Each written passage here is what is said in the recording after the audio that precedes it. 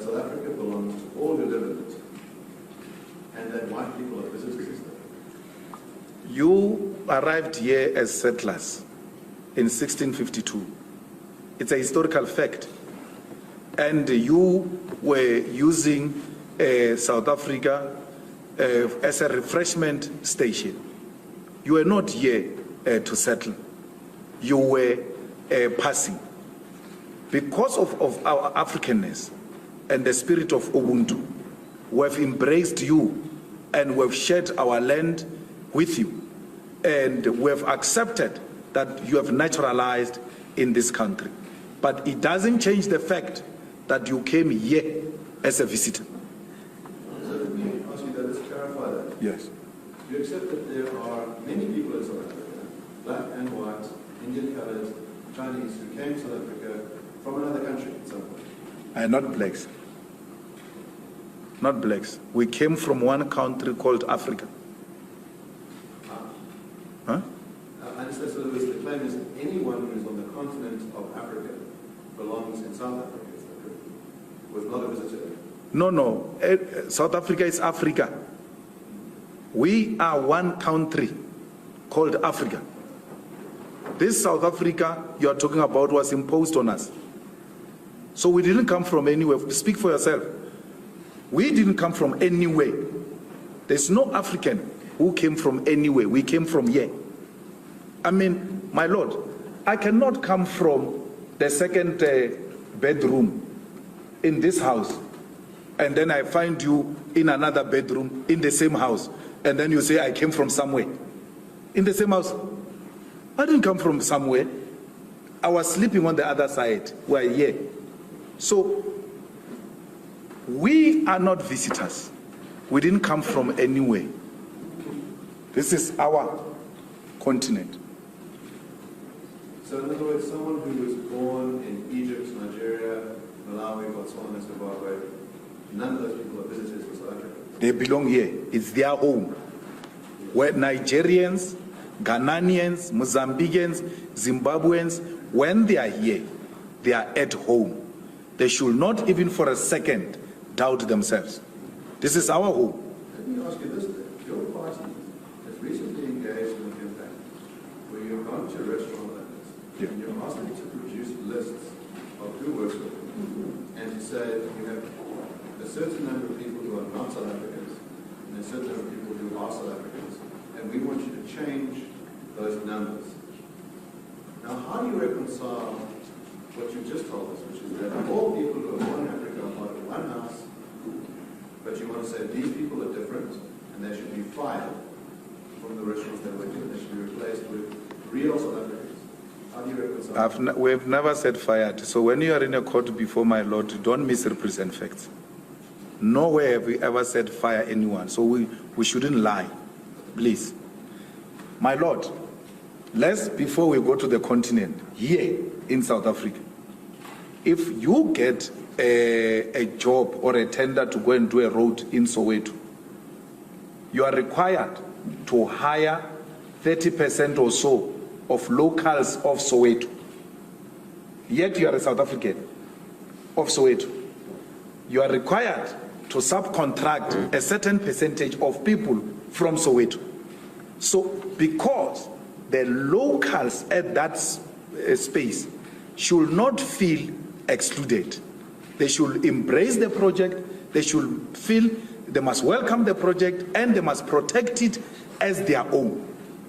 Now, what the white ownership does to our people, my Lord, is that they hire our brothers and African brothers and sisters who are not locals to the exclusion of locals so that they can ignite the xenophobic war amongst our people.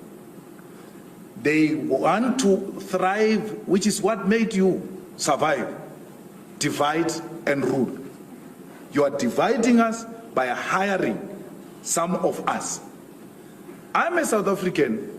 If I were to go and open a restaurant in KwaZulu-Natal and I come with everybody from Limpopo, the people of KwaZulu-Natal, one, they will not feel like this restaurant belongs to them. They will not feel a need to defend it.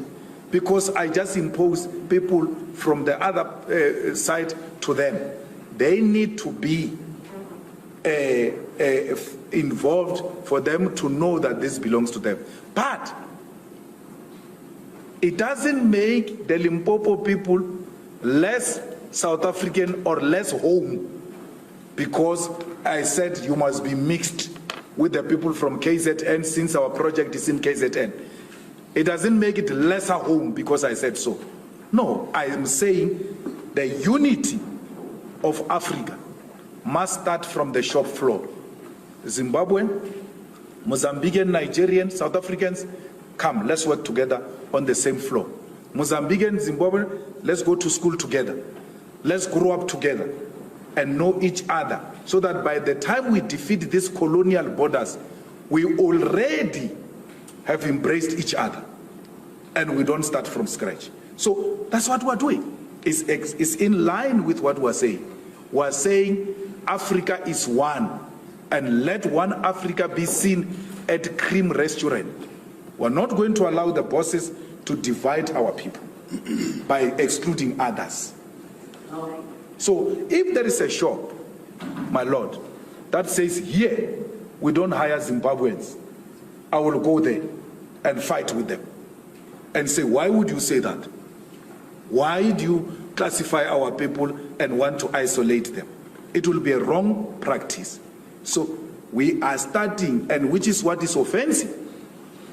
You want to exclude South Africans with African brothers and sisters so they can fight amongst themselves and they remain divided. We are saying, no, come together, work together so that the unity starts at the shop floor. You are not happy with that. Let me put to you what you actually did. Yeah. So, in other words, your party goes to Cream Restaurant and says, we've looked at your books and you employ, let's say it's 25 people who are not South African and 5 people who are South African. We think you should reverse those numbers the next time we come back in 2 weeks. Now, what would it entail? You said, I'm putting words in your mouth about firing. What would it entail to reverse those numbers? But I didn't do that. I didn't go to Cream and say, these are the numbers, and then when I come back in 2 weeks, I want these numbers. No. I said to Cream, I want to look at the ratio of Cream and see if you guys are compliant. And you know, my Lord, in all the restaurants I went, I found them compliant. I found both outside brothers and sisters from other countries and South Africans together on the shop floor. I never said that. You see, you rely on non-existing sources because I can ask my Lord here that you lead the evidence of me saying that. Read something, because you utter such words to mislead the public. But I know for a fact, my Lord, he can't produce anything to back up what he's saying. And he deliberately says it so that it can spread wrongly in society. That your party did this. There's how wonderful that would be for Cuba. Now that seems to be embracing free markets. No. You can't say that is embracing free markets. Under a communist or a socialist state, there's still an opportunity to develop the productive forces.